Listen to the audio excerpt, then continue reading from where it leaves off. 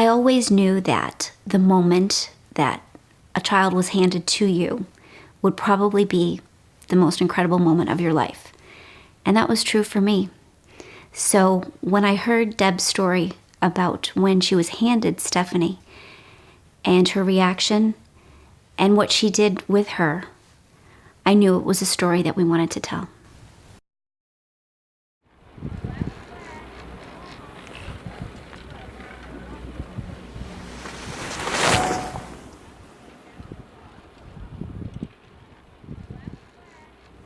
If I had to describe it in one word, it would be freedom. For me to be able to move sometimes is difficult to get from one place to another, but when I'm on skis going down the hill, it's easy. I click into a ski and I feel like I'm somewhere I need to be and where I belong.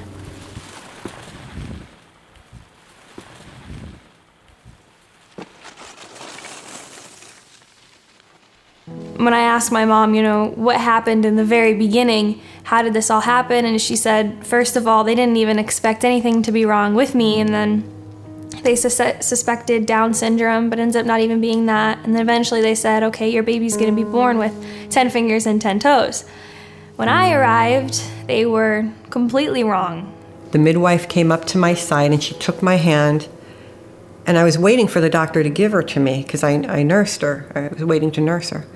And it seemed like minutes, but it was probably a matter of seconds. And the midwife says to me, or to the doctor, "Doctor, you have to tell her." And I looked up at the midwife and I'm like, "Tell me what?" So he looks up at me and he says, "Your daughter has club foot and she may need a prosthetic arm."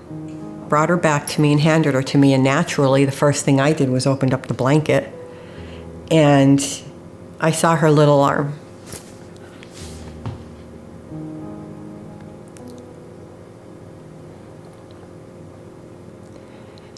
And I cried out, and I said, "Oh my God, she's gonna hate me." I was afraid because I didn't know what I was gonna do to take care of her, how to take care of her. Financially, emotionally, all that just goes through your mind. And then it was like that moment when I realized there's nothing to be afraid of, and I made that vow. I looked at her and I said, "I'm going to do everything I have to for you to make you happy." I got an invitation when I was 9 years old in the mail to go to a learn to ski camp. The camp was more or less for physically challenged children to meet other physically challenged children.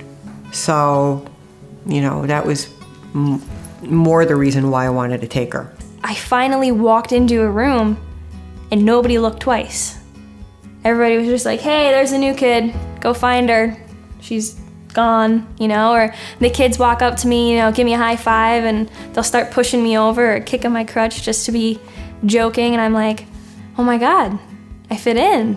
Like, this is somewhere where everybody understands everybody. I clung to it. I was attached to it. I loved it. And I knew it would be something that I'd want to do for a long time. She just has this drive. I don't know where she gets it. She won't give up. In this sport that she's doing, she could be herself. She doesn't need any prosthetics. She doesn't need a wheelchair.